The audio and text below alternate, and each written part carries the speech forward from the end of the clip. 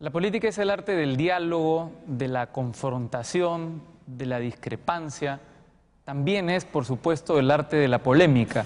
Y mi invitado de esta noche es probablemente uno de los políticos más polémicos que hemos tenido en nuestro país. Esta noche aquí en Casa Tomada vamos a estar con el doctor Javier Valle-Riestra.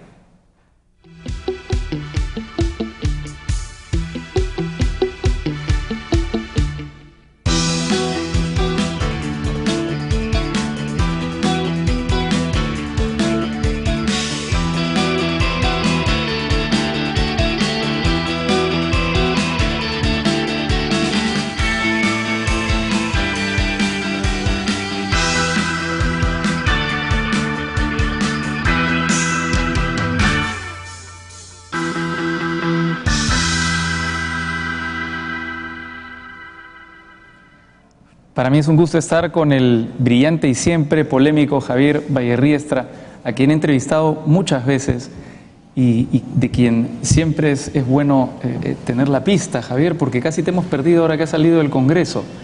Bueno, pero es que yo he sido un parlamentario y he sido un constituyente, pero fundamentalmente he sido un abogado. Y en la abogacía he tenido defensa de los derechos humanos en muchísimos casos, he hecho dictámenes, etcétera. Así que mi labor en ese terreno ha sido incluso más fecunda que la del Parlamento. En el Parlamento, diría yo, la mejor etapa fue la de constituyente, en la que contribuí a construir la nueva Constitución republicana del Perú, introduciendo ideas nuevas y figuras nuevas en instituciones distintas. Eso fue en el 78. 78-79. El gobierno militar convocó a una asamblea constituyente para deshacerse del leño que significaba haber asumido un gobierno de facto, del cual debían escaparse. Entonces nos quisieron poner una lista taxativa de cuáles eran las reformas que debíamos aceptar y no lo hicimos, no fuimos más allá. Creamos el Tribunal de Garantías Constitucionales, la jurisdicción supranacional, el defensor del pueblo u ombudsman, y entonces Morales Bermúdez, asesorado por una serie de civiles que hoy día son demócratas, ultrademócratas, pero que entonces eran ultrarreaccionarios y promilitaristas, hicieron el veto de la Constitución. Le replicamos nosotros que una Constitución no puede ser vetada por el poder ordinario, por su propia jerarquía. El poder constituyente es el poder de los poderes. Entonces ahí se introdujeron todas esas instituciones que han sido positivas para el Perú, aunque muchas veces se han querido profanar. ¿Esa es la época más apasionante de tu vida? Depende del terreno. Del terreno político, probablemente. Si es el escritorio o el hecho, ¿no? Del hecho te pregunto más adelante. ¿Del escritorio? No, sí, fue la más importante porque en la Cámara de Diputados pertenecía a la minoría y logré,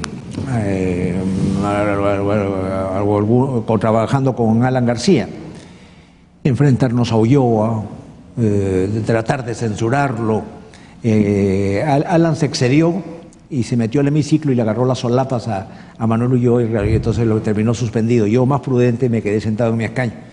Entonces, en 1980 se logró construir un verdadero bicameralismo, la Cámara de Diputados a la que yo pertenecía y el Senado, aunque hoy día creo que el Senado debe ser modificado y no debe ser mellizo de la Cámara de Diputados. Así que fue una etapa interesante de afirmación de la democracia y de la cual no reniego porque deja también un saldo positivo. ¿Esa es la época que tuviste mayor cercanía con Haya de la Torre? No, por una razón, porque la cercanía solo podía durar en el 78 y el 79 porque Víctor Raúl murió el 3 de agosto del 79 y el 80 simplemente invocábamos su memoria. Me refiero al 78, a todo el proceso, de construcción de la Constitución. Sí. Ahí sí, Víctor Raúl me tenía mucha simpatía, ponía como ejemplo las ideas nuevas que yo traía, porque como yo había vivido mucho en España, y es cierto que había vivido en la España franquista y dictatorial, había instituciones y había experiencias en el terreno judicial que eran muy positivas, y entonces yo las aporté y se producía una resistencia entre los presuntos sabios del Partido Popular Cristiano y otros contra las ideas que yo llevaba. Entonces decía, hay que respetar lo que dice Javier. Javier ha traído ideas nuevas, tienen ustedes que estar a la altura de lo que él quiere hacer. Entonces siempre estaba apoyándome, fue una cosa encantadora, porque yo no era un hombre disciplinado de partido ni de carné, sino que era ideológicamente un aprista y un allista, pero no estaba sometido a los parámetros que se dictasen en el movimiento. Pero era jurídicamente un revolucionario. Era jurídicamente un revolucionario porque cabía hacer la revolución, bueno, en el sentido de que cuando yo entré a la vida política en 1956, Ramiro Prealé acababa de salir de la cárcel y llegaba Armando Villanueva del exilio. Entonces, Ramiro, que era un hombre muy prudente, quería un cambio conversando incluso con Manuel con Lavalle, pues, que representaba una posición ultramontana. Ajá. En cambio yo sostenía una posición de irnos con Fernando Belaúnde, que parecía como más liberal y más vinculado a nosotros.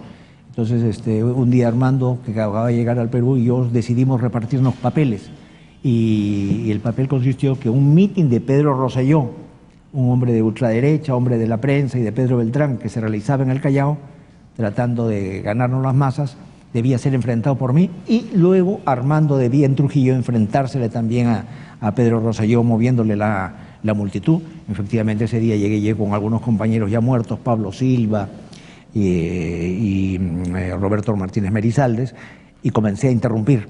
Rosselló, que me conocía de antes, me conocía de otro mitin en que había estado yo, y por razones familiares me dijo: señor Vallarrescha, no solo es antidemócrata quien promulga leyes de excepción o leyes de seguridad, sino a quien va a los mítines ajenos a tratar de perturbarlos. Si usted tiene algo que decir, suba a esta tribuna. Creyó, como había conversado conmigo tímidamente, porque que yo me iba a quedar quieto, pues subí a la tribuna. ¿Y debatiste con él desde No, y ahí Mahoma Díaz Canseco, el viejo líder de Barbado, que venía de la Unión Revolucionaria, Manongo Mujica, que era un hombre sobresaliente, y otros más, comenzaron: no, este es saprista, no hay que dejarlo hablar. Pues, pero comencé a hablar y dije: yo pertenezco a un partido proscrito, y entonces en consecuencia vengo a luchar para una legalidad que consiste en derogar la ley de seguridad interior y legalizar a los partidos. Entonces resultó que el mitin terminé, entonces me bajé de la tribuna, y las 1.500 personas que había, que no habría más, se fue conmigo completamente, y él se quedó solo. ¿Las convertiste al aprismo? Así es. Entonces, el mitin era un mitin, pues, de gente que estaba escuchando, buscando una solución, cómo se salía de la dictadura imperante entonces y en qué forma. Y